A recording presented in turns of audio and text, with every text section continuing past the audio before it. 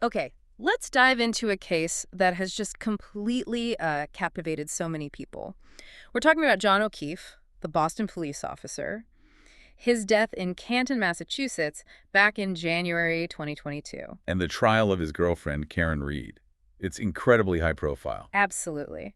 And what makes this case so, well, compelling and confusing is you've got these two totally opposite stories fighting it out. Completely opposite. On one hand, the prosecution says Karen Reed hit him with her car vehicular homicide. Right. And on the other hand, the defense is arguing this huge conspiracy, a cover-up, claiming she's being framed, and he actually died after something happened inside a house party. Exactly. Two narratives that just cannot both be true. So our goal here, using the source material you shared, is to really untack those claims. Yeah. Lay out the evidence from both sides, the big controversies, just so you can get a clearer picture of what the core arguments actually are in this whole thing. It's complicated. Definitely complicated. We'll touch on John O'Keefe, obviously, Karen Reed, the homeowner, Brian Albert, some other people who were allegedly there, and the lead investigator who's become a whole story himself. Let's start right at the beginning, though. The discovery of John O'Keefe's body. Okay.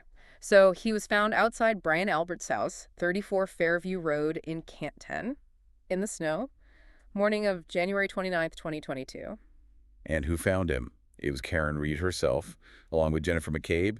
She's Brian Albert's sister-in-law, and another woman, Carrie Roberts. Jennifer McCabe made that 911 call, right? Around 6:04 a.m. That's right, 6:04 a.m. O'Keefe was taken to Good Samaritan Hospital, but tragically pronounced dead there. And the initial injuries reported were pretty severe. Abrasions, cuts on his face, two black eyes. Skull fractures, yeah, leading to brain bleeding. And hypothermia was listed as a contributing factor, too, given he was out in the cold. But there's a really crucial note from the medical examiner early on, isn't there? Yes, and it becomes really significant later. The ME noted no obvious signs of an altercation or a fight. Keep that in mind because the defense definitely brings that up. What did investigators find right there at the scene, near the body? Some key things. Patches of blood, naturally. Pieces of what looked like a cocktail glass. And importantly, fragments of a broken taillight. And those taillight pieces. They were later said to match the damage on Karen Reed's SUV. That's a central piece for the prosecution. Okay, so based on all that initial information, charges were brought against Karen Reed. Initially, yes. Second-degree murder, manslaughter, motor vehicle homicide, leaving the scene. Those charges actually got upgraded later to include manslaughter while operating under the influence. And Karen Reed's position from day one. Not guilty. Complete innocence. She claims she's being framed, basically. Which just sets up this fundamental clash we talked about. So let's dig into the prosecution's side first. What's their story? Their core theory is, well, pretty direct. They believe Karen Reed was drunk. She dropped O'Keefe off at the Albert house during that snowstorm, and then, while backing up her SUV, she hit him. And then left him there. Yeah. Leading to his death from the impact injuries and the cold. What's the evidence they used to back that up? Well, a big part of it is what they say Karen Reed said herself. First responders testified they heard her saying things like, "I hit him," or "I hit him," repeatedly when they found the body. They described her as hysterical at the time. Yes, hysterical. But they point to those words as an admission. They also use some of her own statements from later interviews, don't they? Stuff that was played in court. They do. Comments where she talks about drinking a lot that night, not remembering everything clearly. She asks questions like, could I have clipped him? Could I have tapped him in the knee? I remember hearing about that, and something like, he didn't look mortally wounded. Right, and also, could I have done something that knocked him out? She even mentioned pulling a piece of glass from his nose. The prosecution argues these statements show her guilt, or at least her own uncertainty and potential involvement.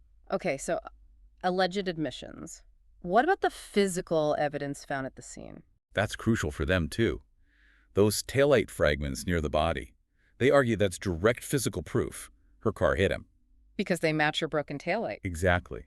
And the broken cocktail glass found nearby. Their theory is O'Keefe was holding that glass when he was struck by the SUV. Is there forensic evidence linking O'Keefe to those items? Yes. DNA analysis. They say O'Keefe is a likely match for DNA found on the taillight pieces and on the broken glass. Anything else forensically? There was also mitochondrial DNA from a hair sample found in Reed's vehicle that matched O'Keefe. So the physical evidence seems to tie things together for their narrative. Did they look at the car's data, like the SUV's computer? They did. A forensic analyst testified that data recovered from Reed's Lexus SUV showed it reversed around the time they alleged the impact happened. They see this as corroborating their timeline.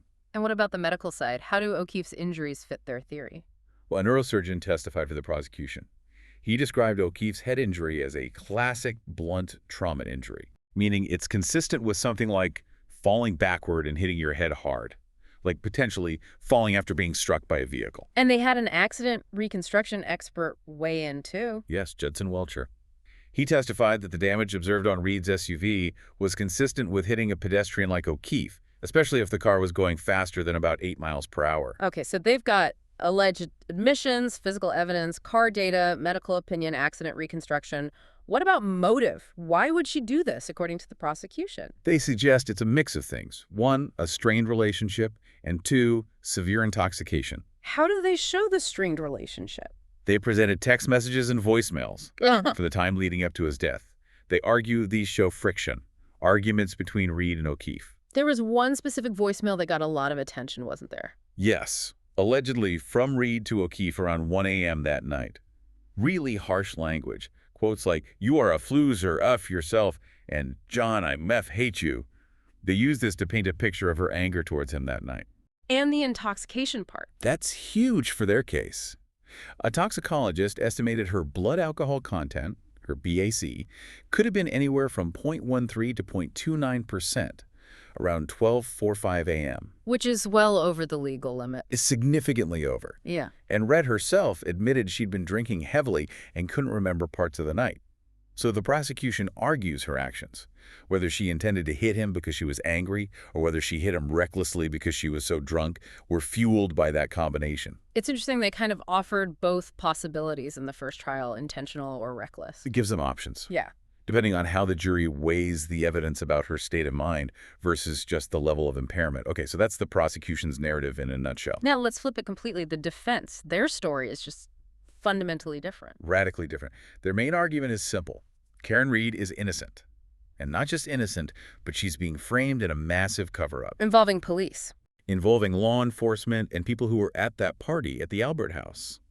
Red herself has said things publicly like, "We know who did it.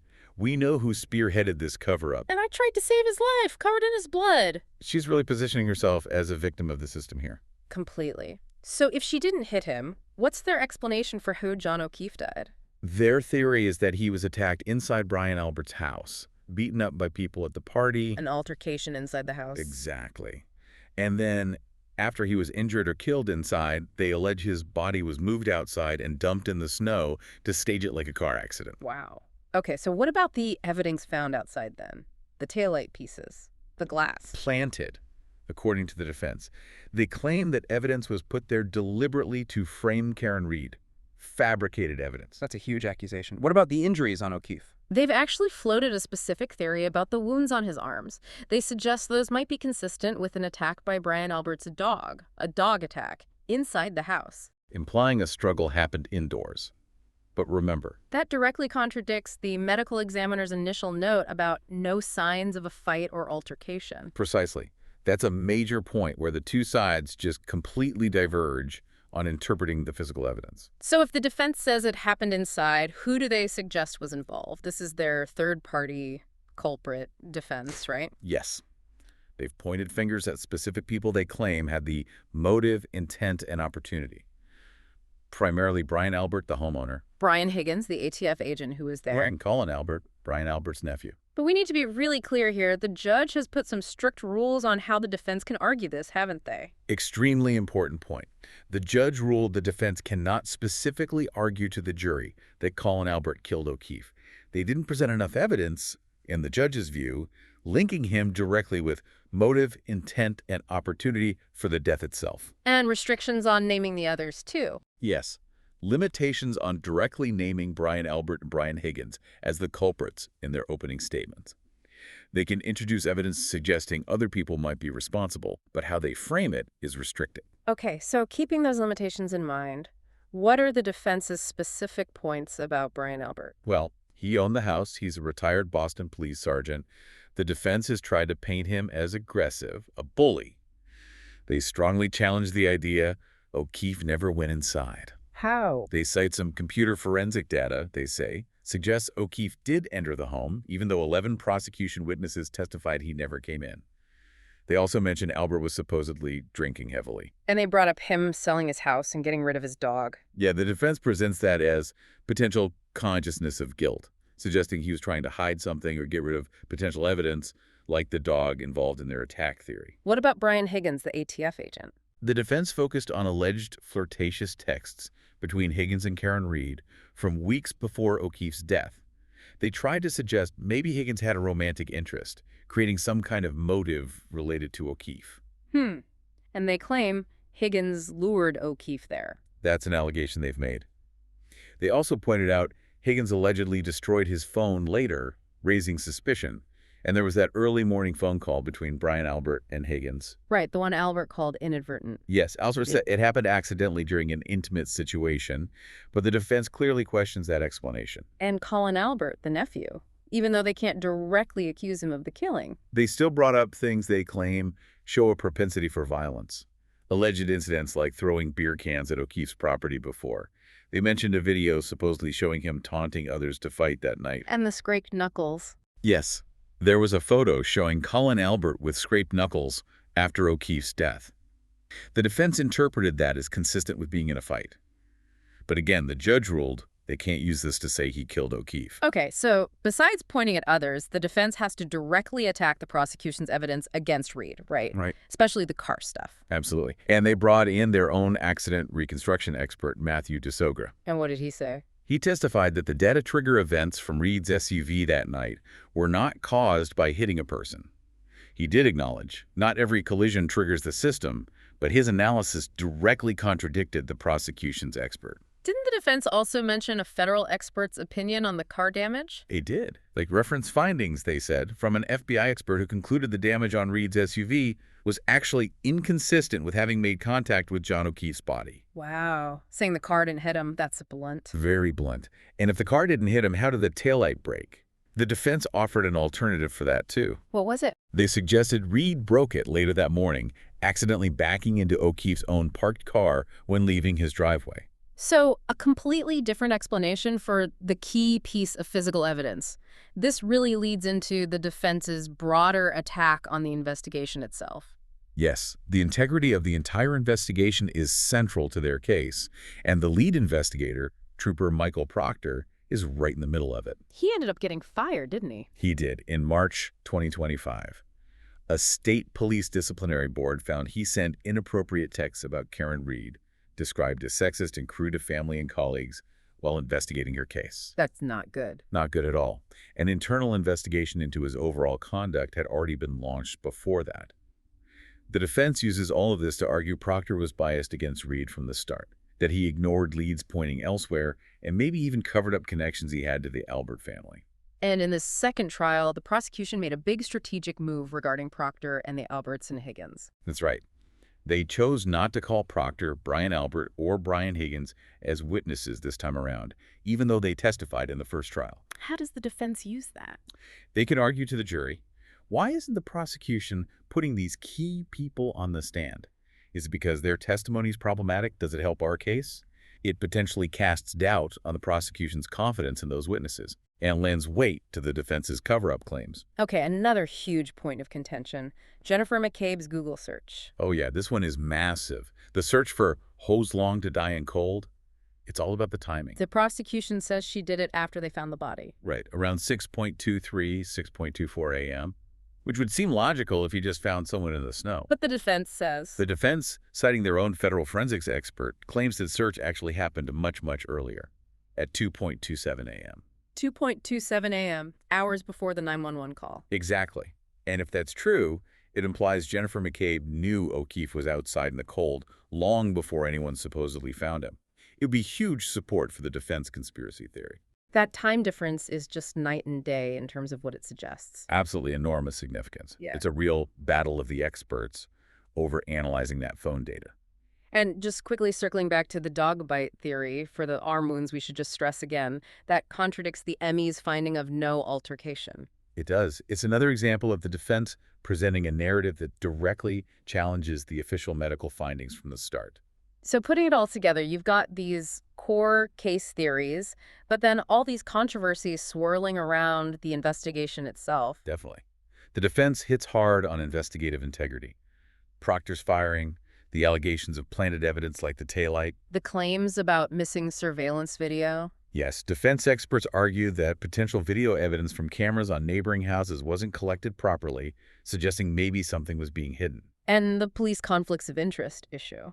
They've raised questions about personal ties between some officers involved early on and the Albert family or others at the party. Sergeant Michael Lank was one name mentioned. It all feeds their narrative of a biased, potentially corrupt investigation protecting insiders. The first trial ended pretty dramatically, didn't it? It did. A hung jury declared a mistrial because they were deeply divided. Some jurors even said afterwards they'd actually agreed to acquit on the most serious charges, but couldn't agree on everything. And the defense tried to prevent this second trial based on that. Double jeopardy. They appealed, yeah. Argued she couldn't be tried again for the same serious charges.